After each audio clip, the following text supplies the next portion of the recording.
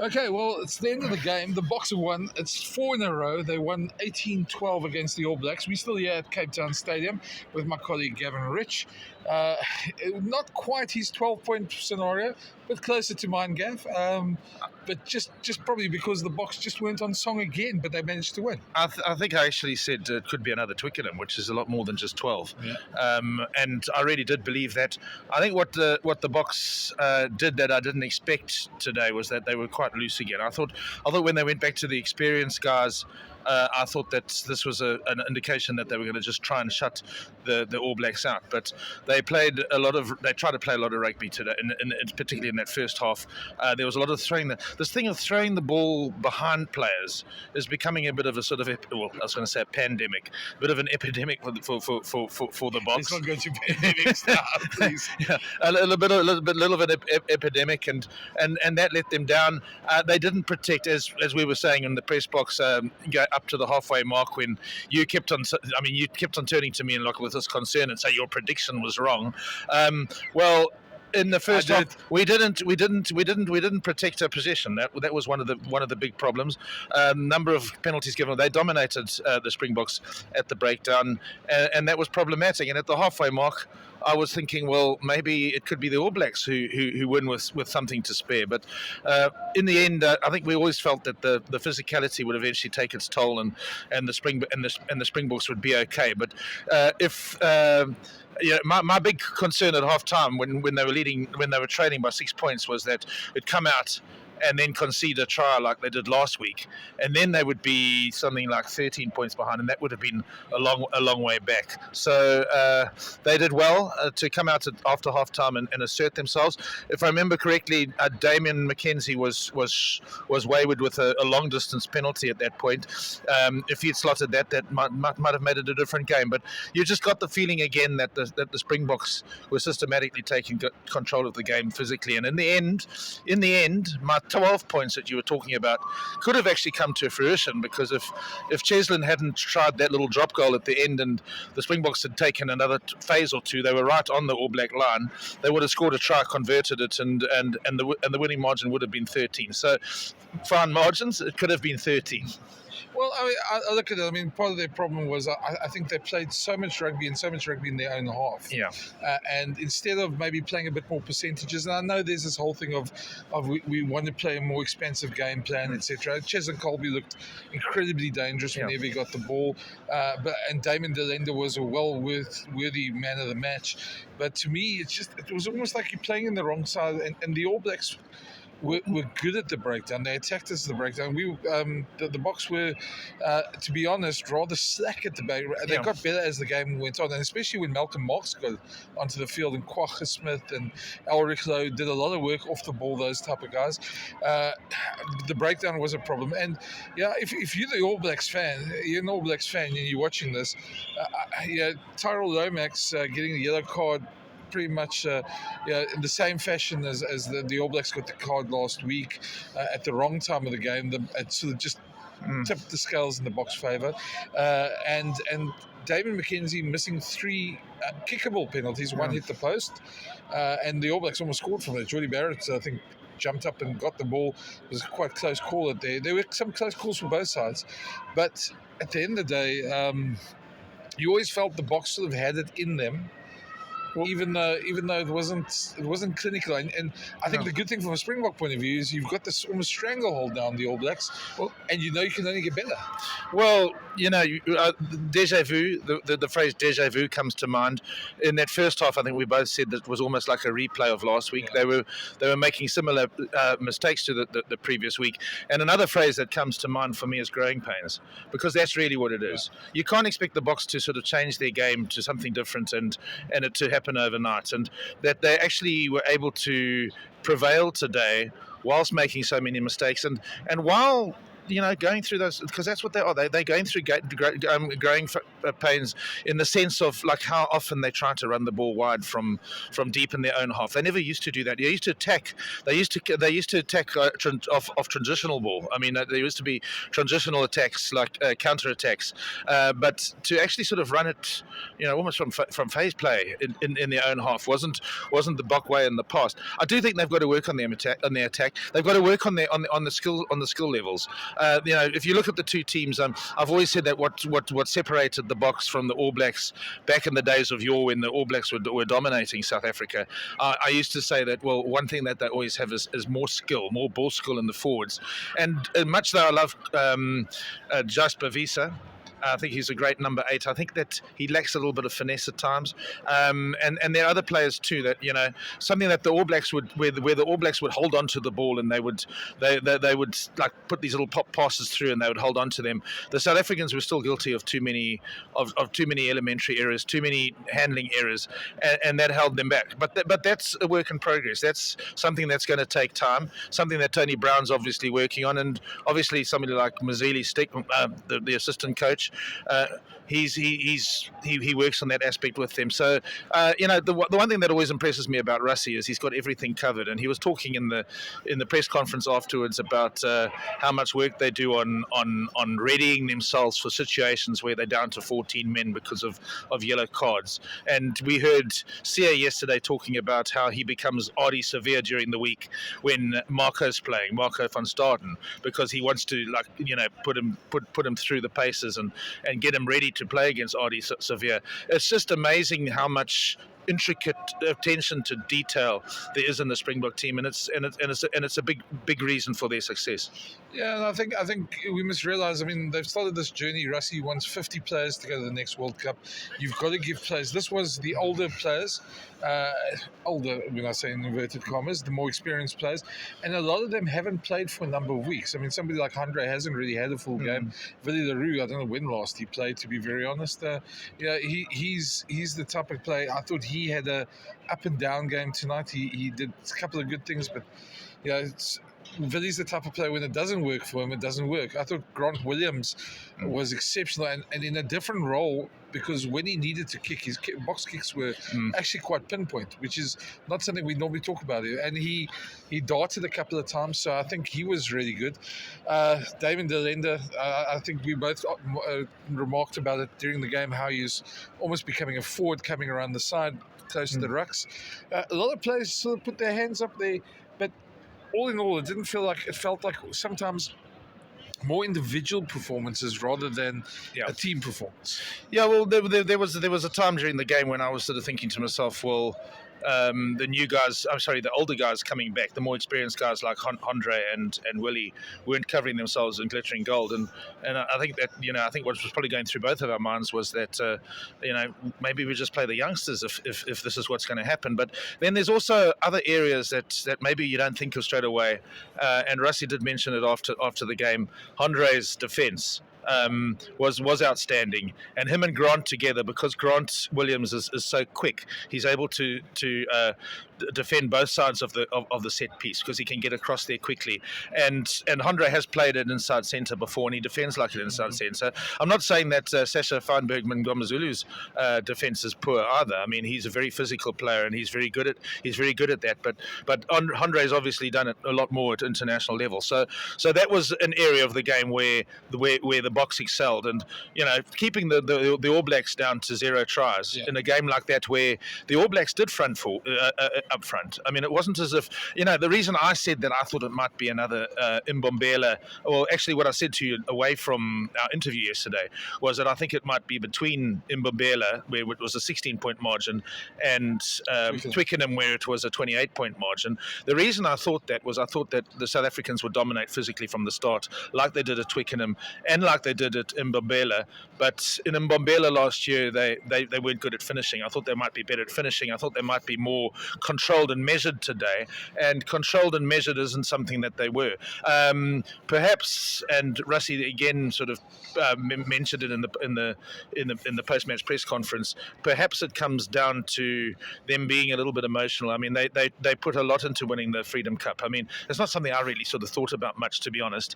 But I think there's actually a bit of a drive drive with the 4 series, with the 3-match series coming up every 4 years.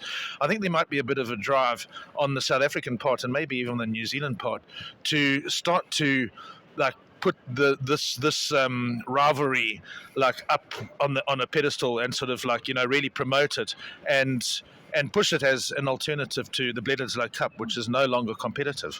Well, I mean, Australia hasn't won the Bledisloe, what's it, 20-odd years, 22, 23 years now? Yeah.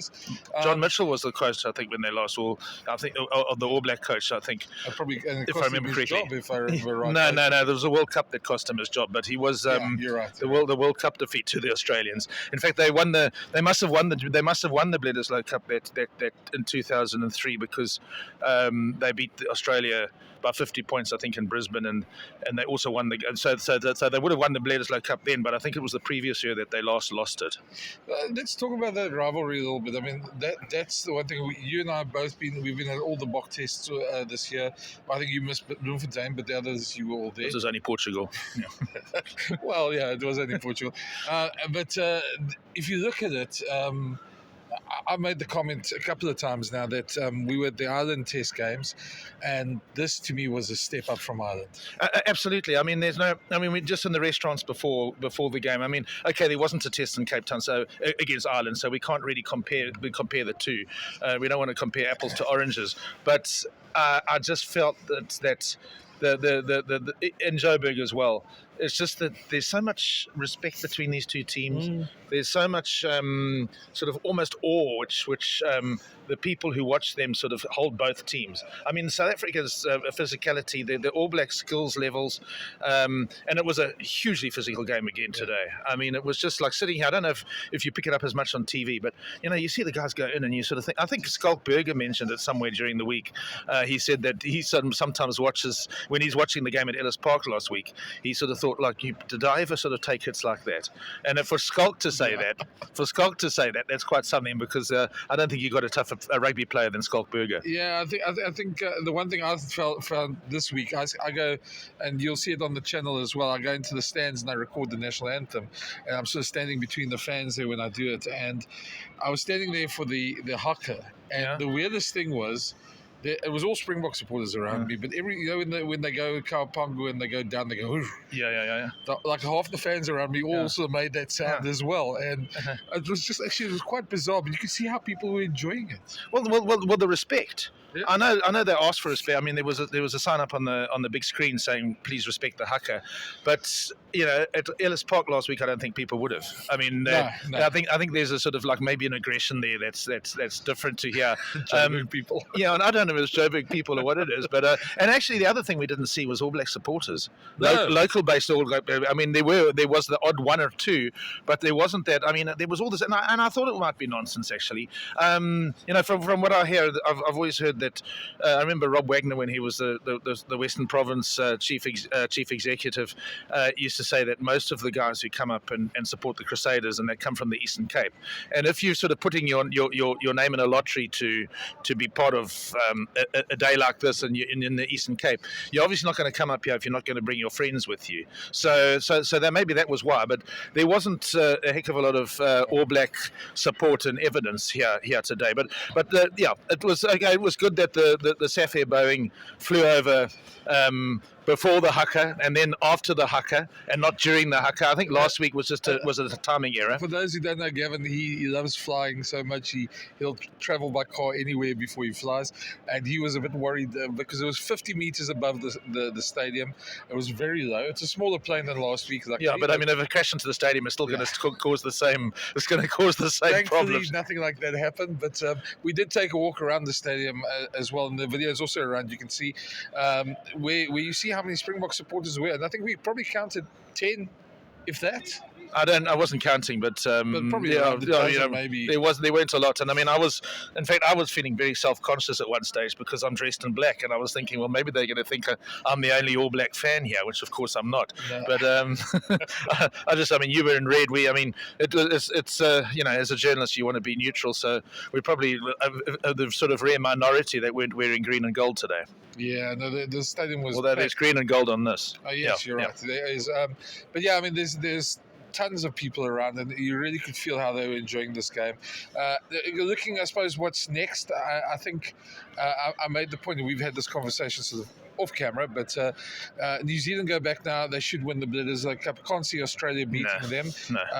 Can't see Argentina winning the Rugby Championship. I think the Boks probably only need a bonus point. If I'm correct. But for New Zealand after that, I think this first of all, they've got England, France, and Ireland, which is going to be a tough two. If Scott Robertson loses 2 or 3 of those, he'd have 5 losses in the year. I don't know if he will though. There's a bit of sort of New Zealand knocking going on, and they lost 2 tests in South Africa. I always expected them to lose these 2 tests, and as we've been saying, I expected the Boks to win more comfortably today. A lot of other people thought the Boks would win more comfortably last week. I didn't. I was always worried about last week because I think that Ellis Park is one of the All Blacks' favourite grounds because of the style of rugby they play. But I think that New Zealand. I think I've watched every New Zealand game this year. Maybe not the one against Fiji in was it San Diego? Yeah. I've watched every All Black game this year, and I think that there is actually an improvement. I mean, they are improving. I think that their game last week, the first 20 minutes of that game was their best 20 minutes that they've produced since they beat Ireland in the World Cup quarter-final last year. And there were stages of today too where certainly on a physical level, and I mean, let me tell you let me tell you, you would have seen it yourself. Wallace Satiti played a magnificent game. Everybody was worried about him, how he was going to do. A huge boy. I mean, the Boks were at times having an All Black team play against them like at their own game, carrying the ball at them. The All Blacks, if I was an All Black supporter, I don't think I would be too concerned. They are in a rebuilding phase now. The Springboks are double World Cup champions. They're going to have to refresh, bring in new players, which they are doing. So South African rugby is in a rude health. But I don't think that New Zealand is too far behind. And I think that, I'll roll on 2 years' time, because the next time that we see New Zealand in this country, it's going to be for a 3-test series, and I can't wait for that. And they're going to be better, and I think we're probably going to be better too. Yeah, and it's going to be interesting to see how that plays out, and hopefully. One of my biggest disappointments, other than the fact that the Lions tour took place in COVID, no fans, etc., was the fact that you didn't get that sort of build-up from a tour from playing the provincial teams or the franchises, should I say, in terms of sort of testing a team like the Lions. And those are the tours that we all remember, old school tours where players who you never thought of come through because of an injury and they suddenly become a star. So hopefully we're going to see a lot more of that when that series comes through. Well, I think that just as I was saying, the All Blacks have grown in the last couple of weeks. I think there's been huge growth in franchise rugby in this country, and those franchise teams that played against the All Blacks in 2021 were pretty low budget, really, because they'd also been out for a year, and because of COVID, or they'd been out for a long time, and they're playing in front of empty stadiums, and there wasn't the depth that has grown. I mean, our participation in the United Rugby Championship has grown, and twinned with the Investec Champions Cup has grown our franchise rugby a lot. So. And I think it will continue to do so. And I think some of the Springboks that are playing overseas want to come back as well. So they could be playing, although. I mean, look, we haven't gone into the finer details of that tour of whether there's going to be an agreement that the Springboks play for their franchises. Probably not. I mean, that's the problem. That's the problem with the Modern Lions tour, is that you don't get a full strength team. But the Stormers, without a couple of their Springboks, are still quite a strong side. The Sharks would still be a strong side. So the Bulls don't have that many Springboks, although they're starting to add Springboks to there. And the Lions, of course. They don't have that many first choice Springboks, so it's it'll be an interesting tour from that point of view. I was actually chatting to somebody on WhatsApp earlier today who reminded me it's not Zimbabwe, it was Rhodesia then, how they beat the All Blacks in 1949 and what a famous victory was. Not somebody who had actually seen that game, obviously, because that's almost like 80 years ago. And I sort of reminded, the Natal, who I supported when I was a kid, and I also wasn't at this game, but the closest they ever came to beating the All Blacks was 1960 against Wilson Winaray's team. And I remember that in my head. The modern people won't have that because there isn't that same kind of history. So we might develop that kind of history again. Well, let's hope. Last thing we're probably going to talk about in this is just we got now 2 tests against Argentina. The first one away, and then the second one in Mbombela. I could expect them probably to play a very different team in each of those. But if you're Rassie now, do you go and you play mix and match in the first team and maybe give the youngsters a run once the Rugby Championship starts? Well, okay, so it's up to Rassie which team he plays when, because he did say in the press conference that he was going to have 2 squads. He was sending a squad over to Argentina, and then there was another squad that was going to stay here to play in Mbombela. So is he going to mix and match, or is he going to have like a sort of almost like a second string team? It's a difficult one, because if I was him, I would be thinking, well, maybe you take your best team to is it Mendoza? I think it's Mendoza. You take your best team to Mendoza and wrap up the Rugby Championship, and then you come back here and you've got a whole lot of youngsters playing at Mbombela Stadium, and they should beat New Zealand. They should beat Argentina at Mbombela Stadium, even with to be honest, I'm not being disrespectful to Argentina, but there's so much depth in the Springbok rugby at the moment. Just have a few experienced players there. They should be able to win in Mbombela with a lot of the top guys out of the team. So if you take that, I suppose just the last one there, the one player who definitely needs a rest sometime is Pieter-Steph du Toit. Yeah. And I suppose the other one is Eben Etzebeth. Yeah. Do they rest for that away to, or do they soldier? And I don't know if I was reading it correctly, but when we were speaking to Sear at the captain's press conference yesterday, he seemed to be, in fact it was Rassie talking at the team announcement, he seemed to be suggesting that Sear will be going for an op at some point, or going for some kind of medical procedure, and so maybe Sear's played his last game of this year's championship. I don't know. I'm not sure if I was reading that correctly, but we could find somebody like Salman Marot taking over for one of the games at least. Eben will play one, and he'll probably play the other. So it's up to Rassie which one he goes for. He might actually decide, I want to send these guys and throw them in at the deep end, and Salman was chosen as a captain to play in Perth, and he might say, well, you can go and do the same in Mendoza. He didn't really get his opportunity in Perth because of the concussion. So maybe this will be Salman's chance to go and captain in Mendoza. He's spoiled for choice. It's not like they're going to lose the championship now. I know everybody will say, well, mathematically Argentina still have a chance. Am I right in saying, in fact, that the South Africans could actually wrap up the championship tonight if it's a draw?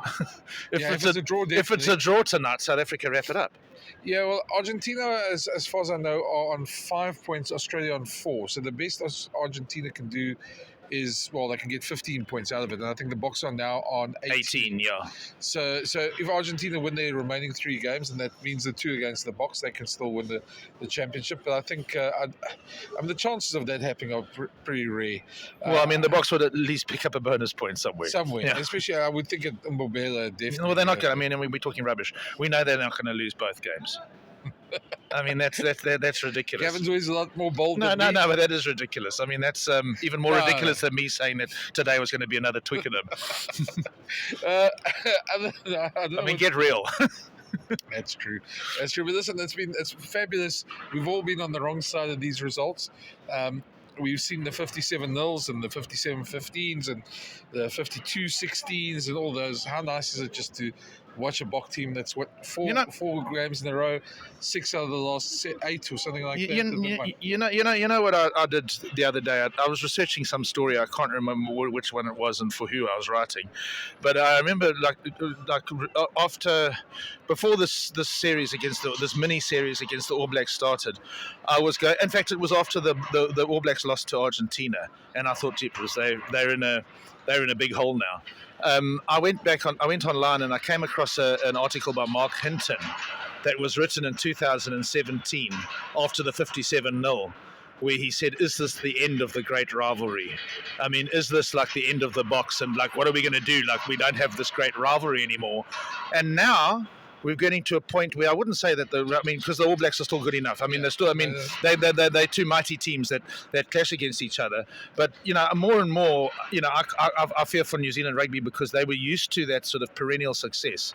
They were serially successful, and whether New Zealand people are maybe just not used to such a, I mean, like the reaction because they've lost 2 games to a very good All Black team, to a very good Springbok team, to me is a little bit over the top. Yeah. But if you're a New Zealander and you're used to serial success, just like Manchester United soccer fans of 10, 20 years ago, we win one league and then we miss out on one, and then suddenly it's an absolute disaster, whereas another team doesn't mind coming second or whatever.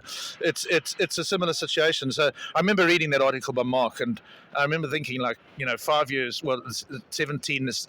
on, which isn't really a long time, and now you see more rugby league in the New Zealand, or certainly the online editions, and I mean just going online in New Zealand newspapers at the moment, is it the America's Cup, the yachting? It seems to be the big thing there, and so. It's just it's interesting how the pendulum has swung. Yeah. And now, I think that I'm starting to agree with Victor Matfield as well, who said during the week that he feels that New Zealand have got to a point where maybe they don't believe they can beat the Boks.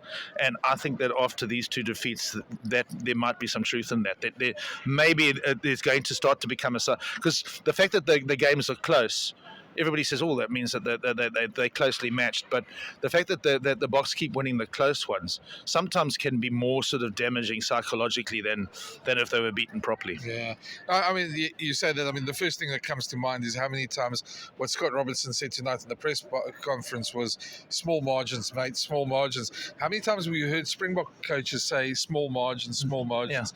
Yeah. Alistair Coetzee used to. Yeah, and I mean, even Heineke Meyer's time. Yeah. Oh, yes. Remember the Dan Carter tackle by Bismarck, and that was a subject. You think, well, if that decision didn't go that way, and we've been in that position where you think, geez, if that, but at the end of the day, the mental fortitude, I suppose, is the word that this Bok team has at the moment. Not to panic. Yeah. And they talk about it a lot. How they go back to their basics. I mean, at 9-3 down, they could very easily, as you say, conceded a try early in the second half. I was worried that was going to happen. And suddenly struggled to come back. But one last question I've got. I just want to say one thing quickly about Razor. That we were said in the press conference now, and I think that the problem that the All Blacks might have is that they have a coach who is used to serial success, who won how many Super Rugby titles in a row. And now he's suddenly in a new environment where he's at press conferences where he's got to explain defeat. And I sort of felt like today he was a little bit lost at that. And that's maybe something that he's in a whole new sort of situation now. I mean, most of our sort of coaches, Bok coaches, we haven't always chosen a Bok coach who's had great sort of success at Super Rugby, when winning lots of trophies or anything. But in the New Zealand case, I mean, we basically got a guy who's never experienced defeat very often. And there's an old saying the late Ian McIntosh used to always say, you've got to learn to lose before you can learn to win. Maybe he needs to learn to lose a bit before the All Blacks can start to win. Well, it's interesting. He certainly, if you go watch that press conference, the question from Martin Gillingham was a very interesting way he answered it. Yeah. He was trying to say he's not a philosophical coach. He was trying, and it wasn't really a convincing answer, but he is going to be under the pump. International rugby is so different from franchise rugby. Yeah. You don't have the preseason. Yeah. You don't have months to work with. You don't have the fine margins he's talking about either. I mean, the Crusaders win games 38-17. So, I mean, last question. I think we must wrap it up. Otherwise, we're going to go on all night, Gav. Is the sun going to come up? Is Malcolm Marx? Yeah. One, is he the best hooker in the world? Because I believe he probably is. And 2, why don't we start him more? Because that comes up a lot. Well, now that Bismarck du Plessis is finally retired, yes, he's definitely the best hooker in the world. I always used to think that Bismarck was not until recently. I'm joking about that. No, I mean, okay. So here's one, Brendan. Here's one. the two times, I mean, this game was close again. So the Boks have the stranglehold hell over New Zealand, and they've won how many games in a row? 4 in a row, and I think it's 6 out of. I don't really know if I believe it's the 6. I was thinking about it this morning, and I was trying to add it up, and I don't quite think it's 6 and 8. But the thing about Malcolm Marx is that the two times that the Springboks have won with something to spare, which was Mbombela and Twickenham last year, were the two times that Malcolm Marx was in the starting team. The other times he's normally been in the run in the impact squads group, and he's come on at half time or whatever. So I think that yes, I think there might be something on there. I think in games against New Zealand, I'd always play Malcolm Marx. Yeah. I mean, for a start, I mean, our breakdown problems might not have been as bad if he'd been on the field. I get the thing that probably part of the reasoning is just the way the front rows stack up in terms of height and how they interact with each other and how they scrum. So that's probably a part of it, that he scrums better with certain guys. But other than that, I mean, geez, there's no reason not to start Malcolm, and hopefully we'll see him start a lot more. Yeah, well, the thing is that, I mean, you know, that what's that saying, like, ons weet, hulle weet nie wat ons weet nie. Yeah. Thing is that Rassie, hy weet sulke goed wat ons nie weet nie, and maybe that's Gavin's the case. Based off Afrikaans, yeah. And maybe that's the case with the whole Malcolm Marx situation. I'm not going to argue with Rassie about anything, because he seems to be a bit of a genius when it comes to selection. The Springboks have only lost one match this season, and that match was lost with the last gasp drop goal in a game where there was a bit of bad luck that went against the Boks, with really getting injured early on and all that. So, and if you think about it, I think the previous game that they lost was to Ireland and at the World Cup, where the Boks were on the line right at the end and perhaps unlucky not to actually win that game as well. So the Spring chances. And before that, I think the only other game that they lost was probably to the New Zealand and Mount Smart, where the Springbok, if I remember correctly, the Springboks second team had played the first game of the year. That was the one at Loftus, where they hammered the Wallabies. That was when Ken Borland provoked the ire of Eddie Jones afterwards. That Loftus game was the first game of the year, and the first choice team played the following week. So their very first game of the year was against the All Blacks, whereas the All Blacks had actually gone to La Plata or wherever in New Zealand, in Argentina. They had actually played a championship game already, and Ian Foster, who was then the All Black coach, had chosen his top guys for the Argentinian game as well. So they had more international rugby in their legs. So that even that defeat was explainable. So, you know, if you look at before that was that second test in Johannesburg, where we started with where we started with Joseph Tueba. So, you know, if the Springboks sort of like put their top team in the field against the All Blacks, I do think that we've just got the wood over them at the moment. I think we're a superior team, and I do think that we're actually better than the 6-point margin.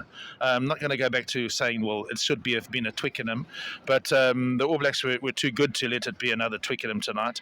But certainly I think that the Springboks at the moment can expect to be sort of like a little bit even further ahead on the scoreboard, which they would have been, which they could easily have been. Yeah, I just want to, as we've closed this off, I'm just going to caveat that with, I mean, we've had terrible. Can I take some of the sponsors? The sponsors, Castle Lager Rugby Championship. Yeah. Sorry. And Tommy, if you're watching that, please send us some beers. Anyway, I was going to say a caveat that with the fact that we've had some really below par Springbok teams in the past who've actually stood up against the All Blacks when we thought, and obviously not the 57 nils and that, but there have been times in 2002, 2001, times like that where we thought they're going to lose by more, and they've stood up. And I get the feeling that's almost the same as what's happening in New Zealand at the moment as they're trying to develop their team. Well, as you know, I'm a Liverpool supporter, although you look more like a Liverpool supporter the way you're dressed. I'm a Liverpool supporter, and in the years where we played against the other red team, when Liverpool went through that long period where they were pretty useless, and they sort of ended lower down in the league, but they always put up a good performance in that big game against Manchester United. So it's the same thing. I think that Liverpool, for how they did in those years and how poor they were, They had a better record against Manchester United than they should have had. I don't think that New Zealand are anything as bad as Liverpool were. No, this is not an insult to them. Yeah. But I think on that note, Gav, let's say thank you guys. It's been a wonderful time, and thanks for watching. Leave your comments. It's amazing how you want to start running away one minute I start talking about soccer. Well, I'm a West Ham supporter, so I don't have much to brag about at times. But leave your comments below. We read them all. And thanks for watching. Hit the subscribe button. That's always important. And if you like Gavin, tell me, because then I'll bring him back. Groete Mensa.